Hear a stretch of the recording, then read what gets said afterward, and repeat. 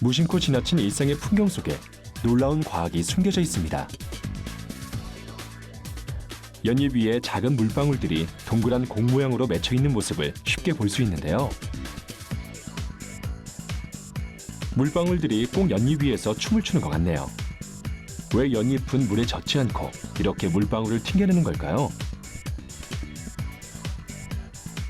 독일 본 대학의 빌헬름 바르토르 교수는 전자 현미경으로 연잎을 관찰하다 아주 특별한 발견을 합니다. 연잎 표면에 무수한 미세 돌기가 솟아있었는데요. 이 돌기들이 연잎에 물방울이 닿지 않도록 지탱하고 있었습니다. 그래서 물방울이 동그란 공 모양을 유지하며 굴러다니다 입 밖으로 떨어졌던 거죠. 빌헬름 교수는 이런 특징을 연잎 효과라 이름 붙였습니다. 이 원리는 오늘날 방수 기술의 첫 출발점이 되었습니다. 물속 촬영이 가능한 카메라에서 1m 물속에 30분간 담가도 고장나지 않는 전자기기들까지 우리 생활에 엄청난 편의를 몰고 온 다양한 방수 기술과 놀라움으로 가득한 일상 속 방수 이야기. 물과 친해지다. 생활 속 차단 과학, 방수의 모든 것. 그 놀라운 이야기가 지금 시작됩니다.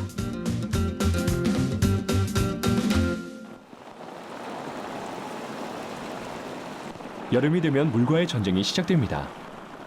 장마철에는 갑자기 쏟아지는 비에 자칫 낭패를 보기 쉬운데요. 습기와 물에 자주 노출되는 여름. 이런 날씨에는 외출마저 꺼려지기 마련이죠. 또 물놀이 할 때는 어떤가요? 소지품은 안전할까? 이런 고민 한 번쯤 해보셨을 텐데요. 하지만 최근엔 아주 손쉽게 물과 친해질 수 있습니다. 바로 상상을 초월하는 방수 아이템들이 우리의 생활 속으로 들어왔기 때문이죠.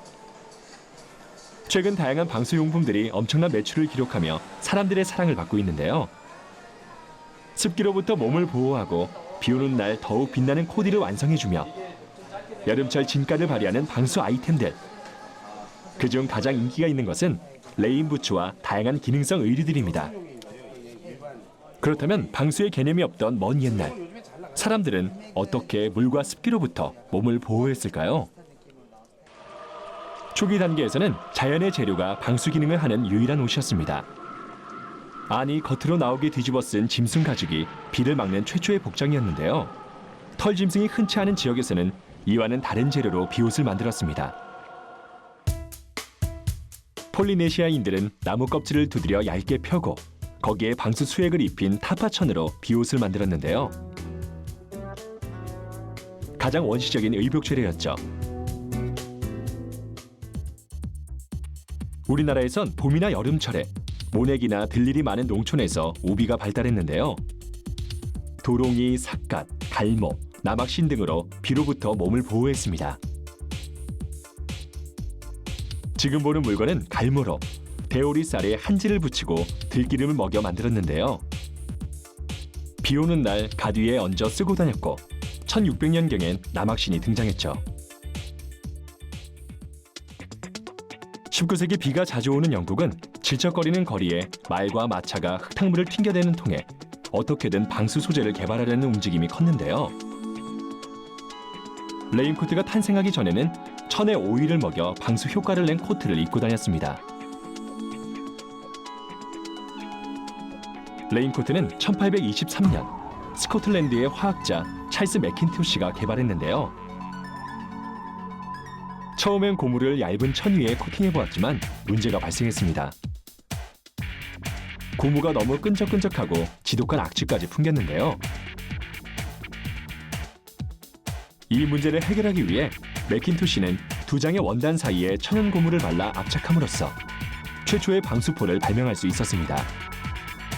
그리고 이 혁신적인 원단으로 레인코트를 만들어 대중들의 많은 사랑을 받았죠. 특히 매킨토시의 레인코트는 1, 2차 세계대전 당시 영국군의 전시용 방수복으로 사용되며 순식간에 퍼져나갔는데요. 이는 트렌치코트의 모티브로 트렌치란 참호라는 의미를 갖고 있다고 하네요.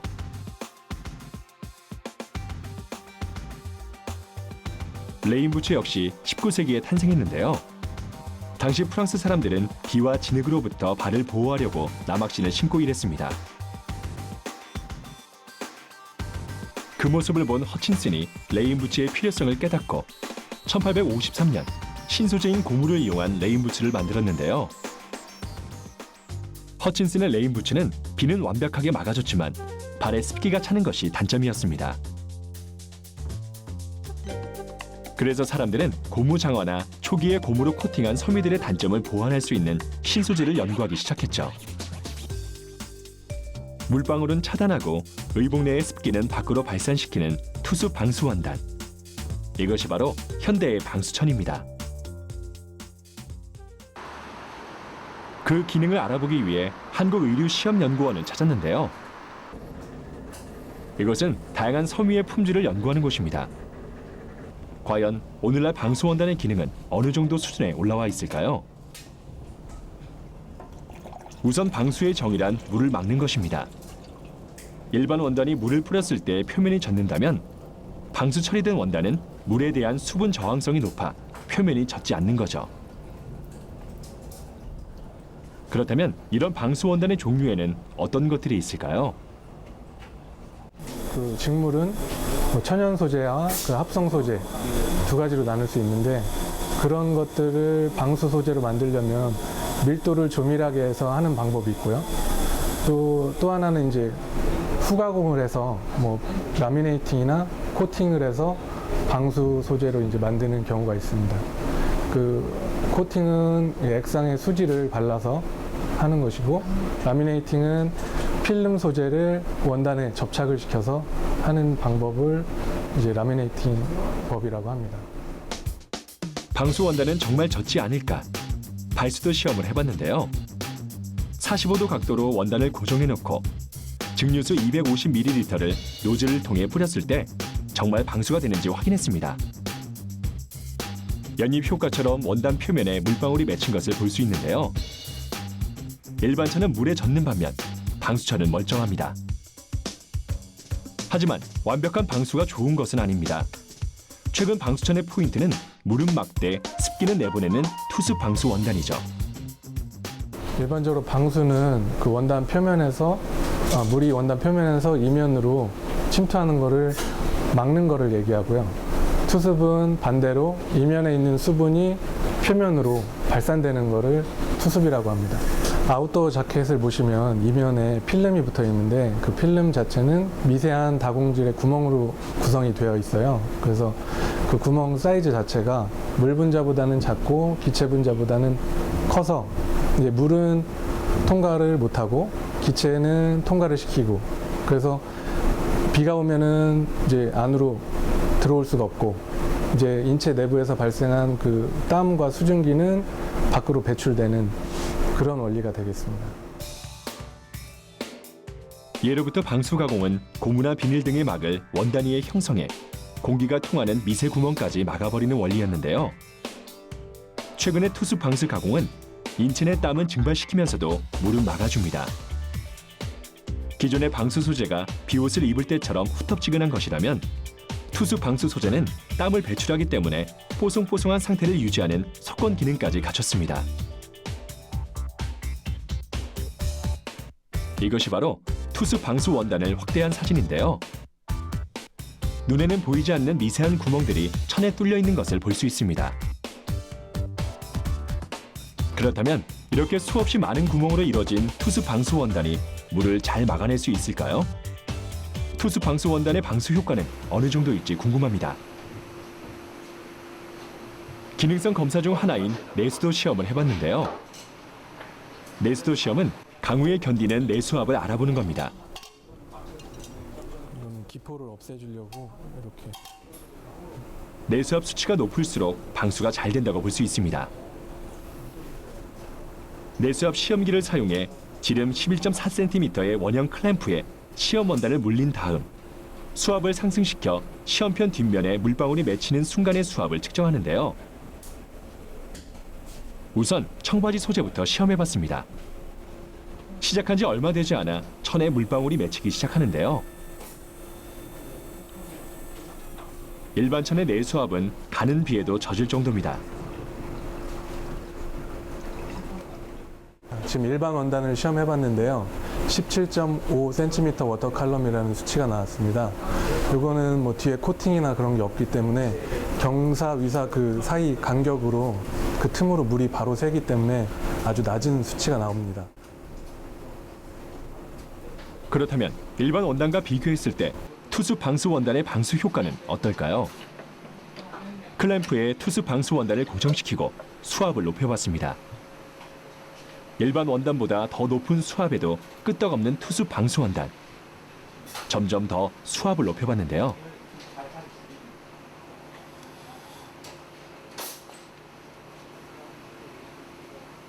내수압이 점점 올라가도 물방울은 새어나올 생각이 없습니다.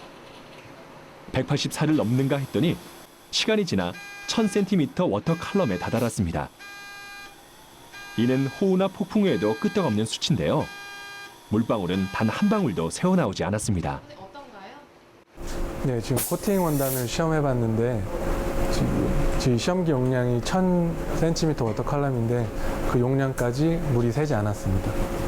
그 방수 기능이 있다고 보여집니다. 방수는 비단 의복이나 신발에만 적용되는 것은 아닙니다. 휴대전화를 물에 넣고도 통화가 가능하고 수조에 휴대전화를 빠뜨려도 정상적으로 작동합니다.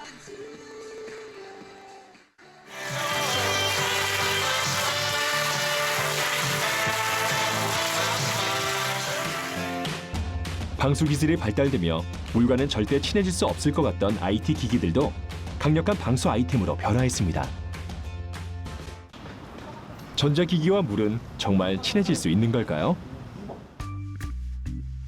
물과 친하다고는 상상하기 힘든 한 전자기기가 완벽 방수 특허를 획득했다고 해서 찾아가 봤습니다.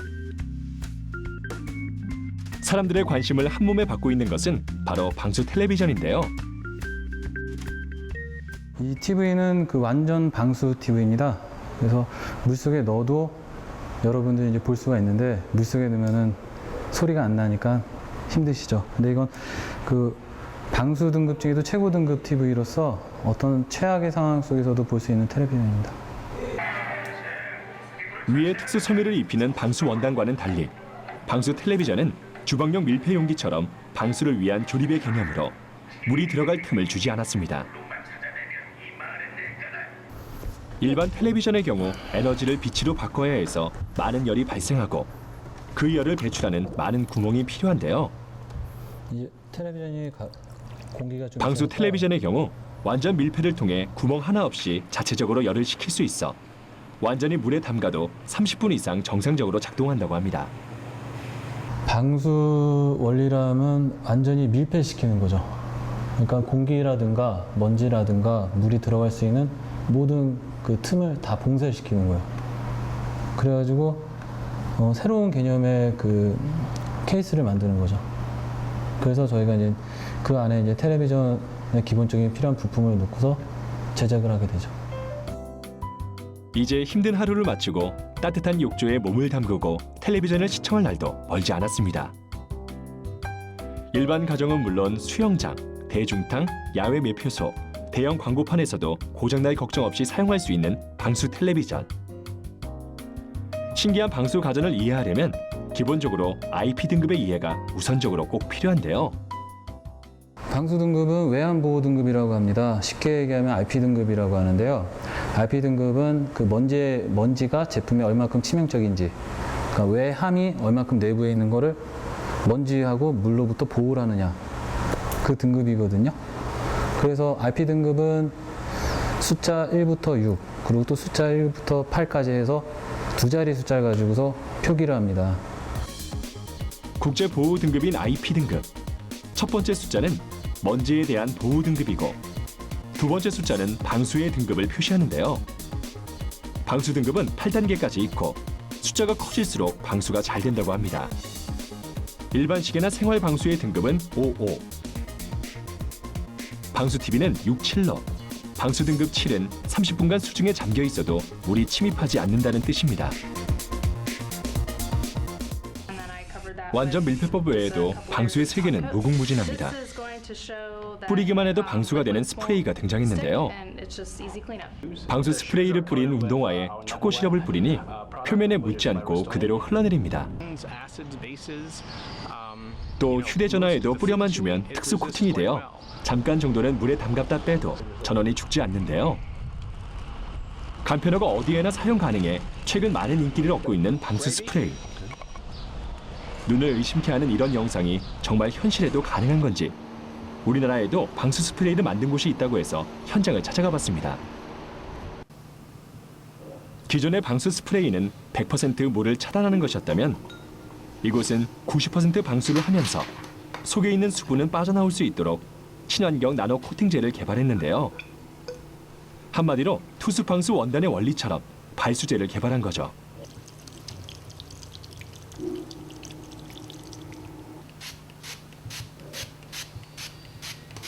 요거는 지금 19번에서부터 09번이라는 숫자가 매겨져 있는 건데 요거는 적용물의 시간을 제가 9시간, 10시간, 13시간 이런 식으로 컨셉을 잡아놓은 거예요.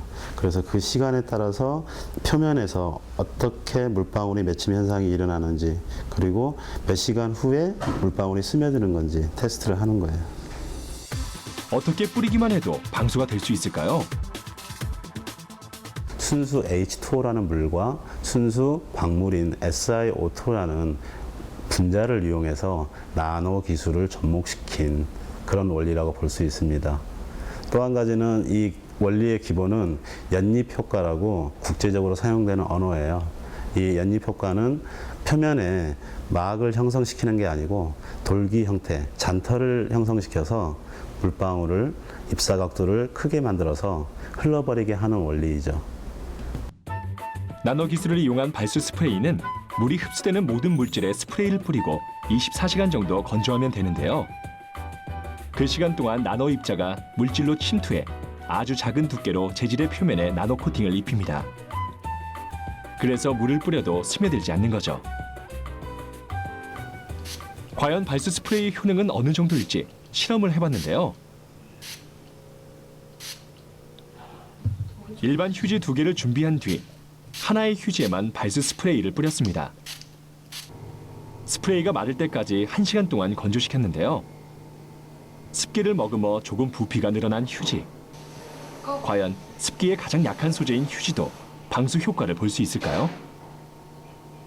일반 휴지 위에 음료수를 뿌리자 금세 젖어버립니다.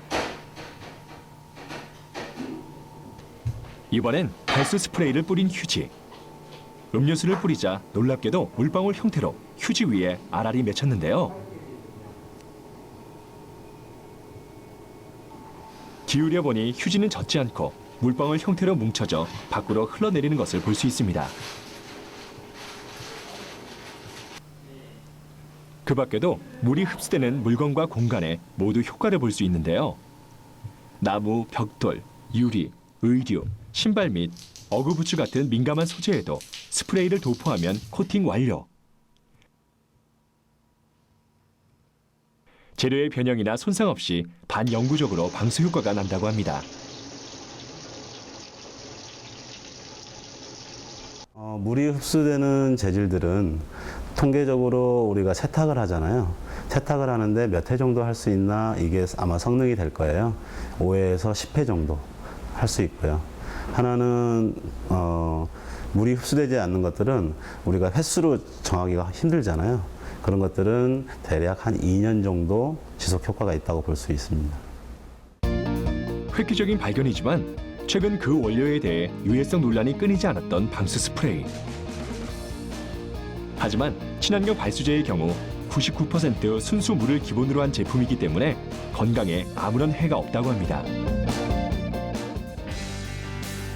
물과 친해지고 실생활이 편리해지는 차단 과학 방수. 코팅, 완전 밀폐, 나노 기술 등 방수 세계의 다양한 원리를 알아봤는데요. 이대로라면 기존 제품을 뛰어넘을 최첨단 방수용품의 등장도 멀지 않았습니다. 과연 물과 친해지려는 인류의 노력은 어디까지 도달할 수 있을까요? 한계없는 방수의 세계, 그 미래가 궁금합니다.